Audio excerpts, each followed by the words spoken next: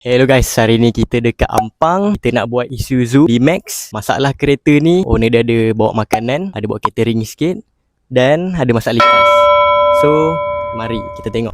Okay, first sekali kita akan buka cover plastik seat ni. Nampak tu, penuh dengan lipas. Tempat ni lah lipas bersarang dekat kereta korang. Dia memang suka duduk dekat celah-celah plastik kereta guys. Dan lepas buka seat, kita akan buka juga kapet lantai korang ni. Kapet lantai ni adalah tempat lipas paling suka bertelur guys. Memang penuh selalunya. Kapet lantai dah macam taman permainan lipas dah. Jadi kalau korang ada masak lipas tapi tak buka seat dan kapet lantai ni, memang susah guys, lipas ni nak hilang daripada kereta korang. Kita orang juga akan pasang spray lipas ni supaya yang mana menyorok lagi tu akan mati. Plastik ni pun kita akan cuci secara detail lah supaya telur tu tak melekat dah. Ini hasil spray tadi, nampak tu, ada juga lagi.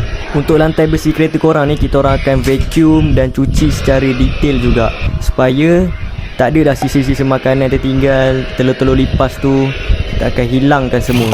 Selepas kapet lantai tadi dah kering, kita orang akan pasang dan masukkan sekali seat juga.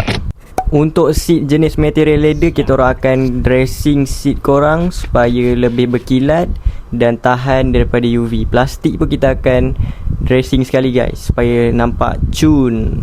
Dan warna plastik korang susah nak pudar.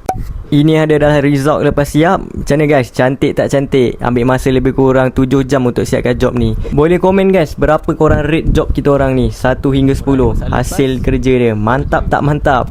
So untuk orang Lembah Kelang, kita orang boleh datang ke lokasi korang terus. Slot booking kita orang selalu cepat penuh. Jadi korang kena WhatsApp kita orang cepat-cepat.